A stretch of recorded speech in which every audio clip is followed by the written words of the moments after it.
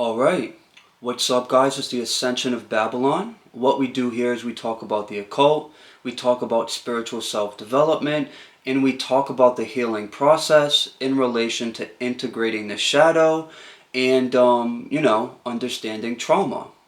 So with that being said, if that's your thing, hit that subscribe button, smack that like button, because why wouldn't you do that? I feel like I am providing some very powerful information. So with that being said, what we're going to be talking about in this video is known as Werewolf Magick. And Werewolf Magick is something that I'm very passionate about. It's something I've been practicing on and off for a couple of years now. And it's actually something that all started right here in this room. And I'll be getting into that as we move forward with the video. But first, let's talk about what Werewolf Magick actually is. Because, I didn't really know what this was before, and I don't really hear too many people that are speaking about Werewolf Magick. I think a lot of people in the occult space, they're more interested in, working with demons or working with angels or, manifesting money or manifesting this other thing and things of that nature. But there's so much value in accessing the current of Werewolf Magick.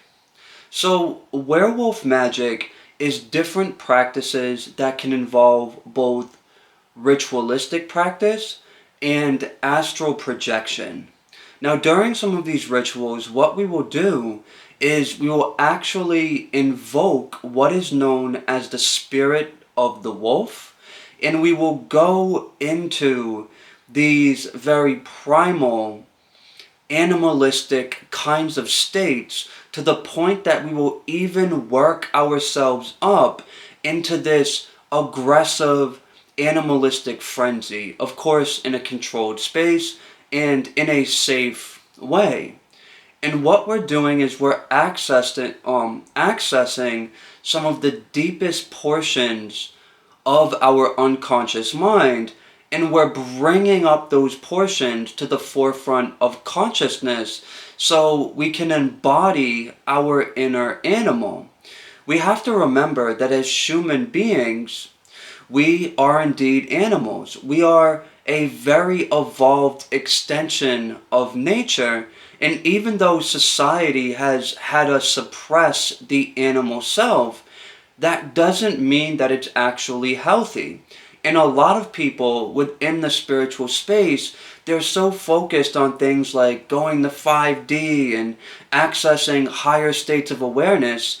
And yes, higher states of awareness and consciousness do exist, and it is a natural part of the process of soul development to access those higher states of consciousness, but we can't actually do that in a sustainable way if we're not also embodied within the human vehicle, which is going to involve actually having a connection to the animal self in the more primal components of our energetic makeup and what we truly are at our core. So no matter what someone might tell you about higher states of awareness and the higher self and all that stuff that's real, yeah, if we're not actually embodied within the physical body, we're not going to be able to sustainably and in a long-term way maintain those higher states of awareness. It's just impossible. We might get little bits and pieces of it here and there, but we will always get brought back to what we are avoiding. And that's going to be the fact that we are extensions of nature. We are primal animals, and there's nothing wrong with that. There's a lot of beauty in accepting this, and there's a lot of evolutionary power to be gained when we understand how to wield the power of the animal self. So I want that to be very clear. In the spiritual space, there's a lot of focus on higher states of awareness, higher states of awareness this, higher self that, 5D this, third eye this, and crown chakra that. And that's great and all. But if we're not grounded within the root, then we're not going to be able to experience the fruits of higher states of awareness, because we will not be able to balance it and actually maintain it. Once again, we are primal beasts, we are animals, and this is not something that we want to bypass. It is not something that we want to escape. So practices like Werewolf Magick, also known as Primal lycanthropy, focus on bringing to the conscious forefront, into our conscious awareness, the animal self. And we usually do this in the form of working with the spirit of the wolf. We work with this spirit as like an external force, which is basically like a collective consciousness that we're tapping into. But it's also a part of us as well, because we actually share DNA, and we can say, I think, genetic structure with canines. And I feel like a lot of people don't actually know that, but it's a fact. So when we're calling this external influence, we're also stimulating parts of the primal mind that are deeply suppressed for most people. Now, when it comes to practices like astral projection, what we can actually do is shapeshift our astral body into the form of a wolf or into the form of a werewolf. And this is something that I'm actually very, very skilled at. And this is something I enjoy very much. Sometimes I will explore the astral dimension in the form of a wolf or a werewolf, just to do it and just to kind of connect with that inner wolf animal self. But there's also more practical reasons why we might want to do this, because we can affect physical reality through the astral dimension. So if you're wanting to influence a person or a group of people or a corporation or whatever it is, you're just wanting to cause some type of physical, tangible change, in the physical world, well, you can do this through the astral dimension. And when we're performing werewolf magic, we will actually influence physical reality, taking the form of the wolf and kind of, we can say, planting that seed in the astral dimension, knowing that it's going to, in some way, shape, or form, create a physical reality.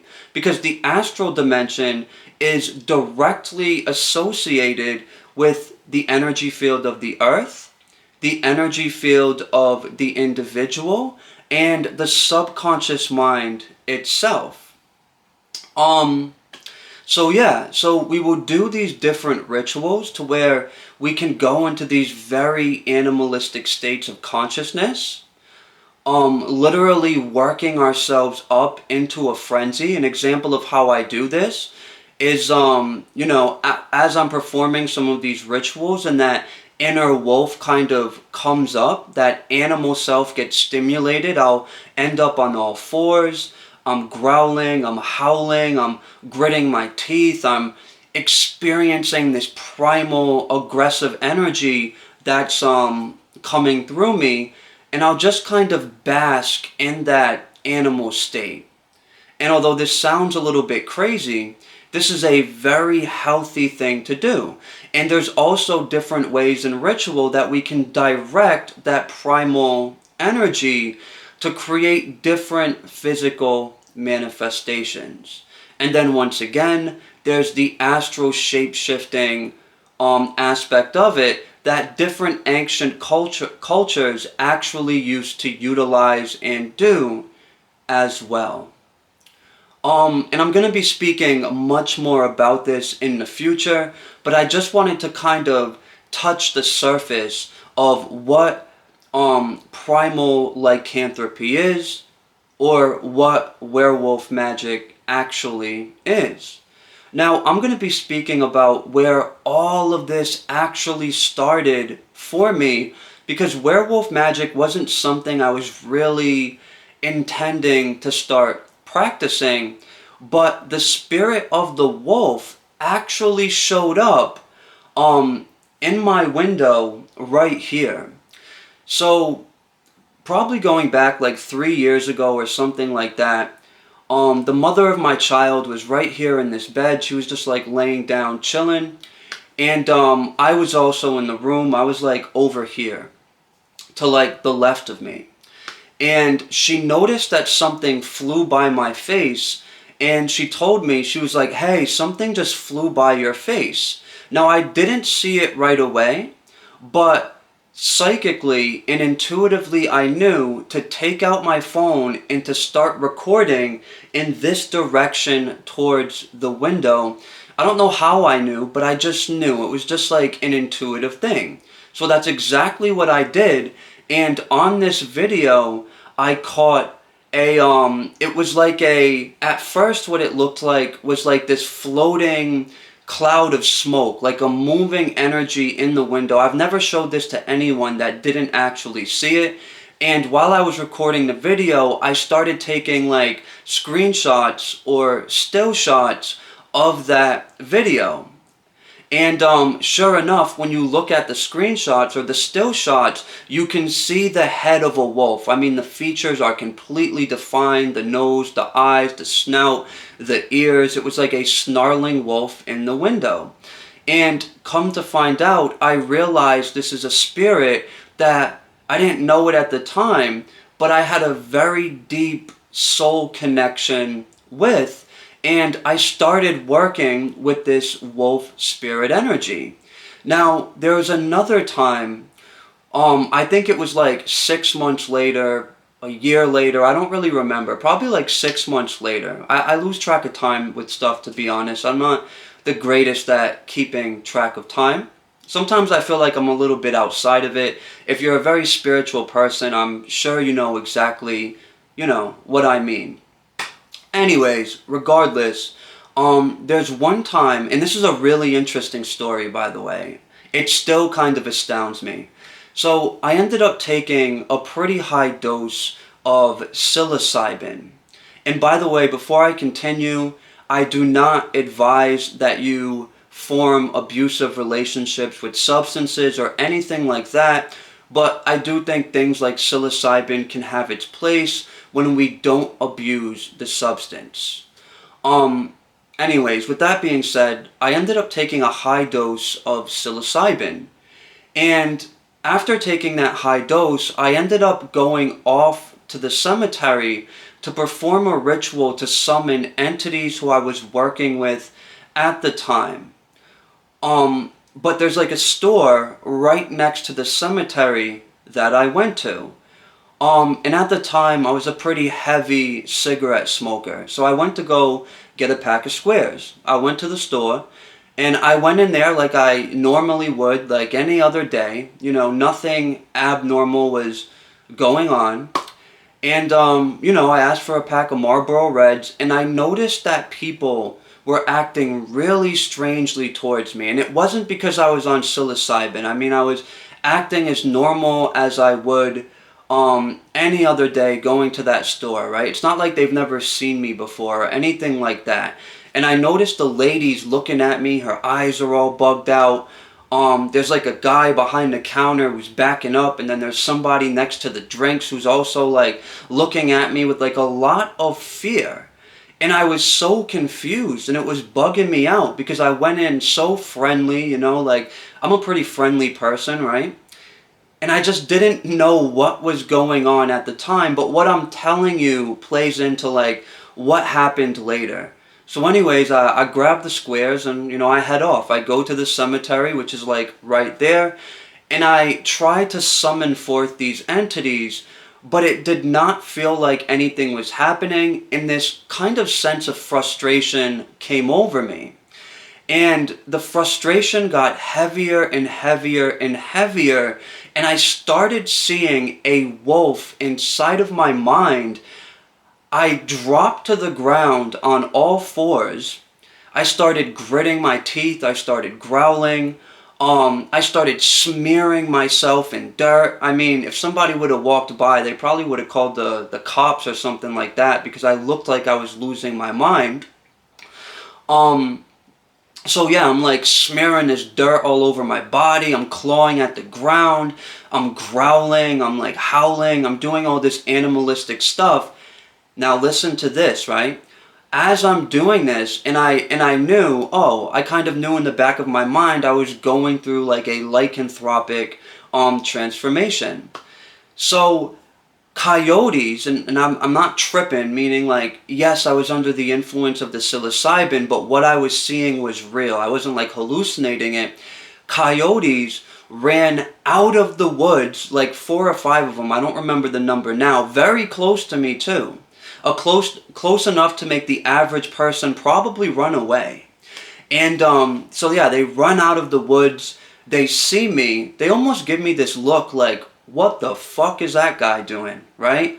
And then they ran back into the woods, and I didn't get up and leave or anything like that. I kept going through this transformation to where in my mind, I could see myself like transforming into a wolf. So like psychically and astrally, I was going through this transformation.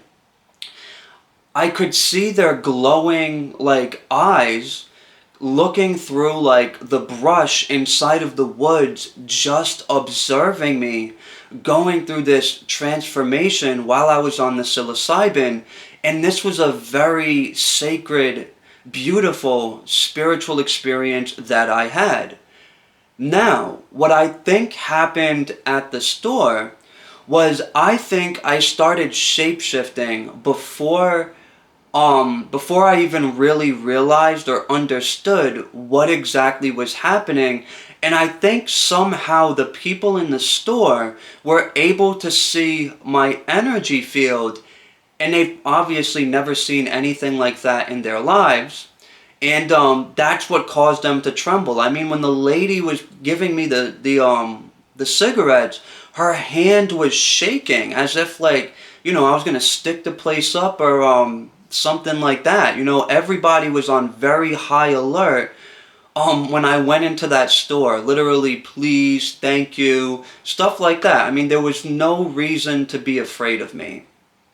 So yeah, I think that they actually saw this wolf spirit, or like my energetic body shifting into into a werewolf, or into like the form of a wolf. So I wanted to share a couple of stories with you. And you can drop down in the comments if you've had any similar kinds of experiences. I would absolutely love to hear it.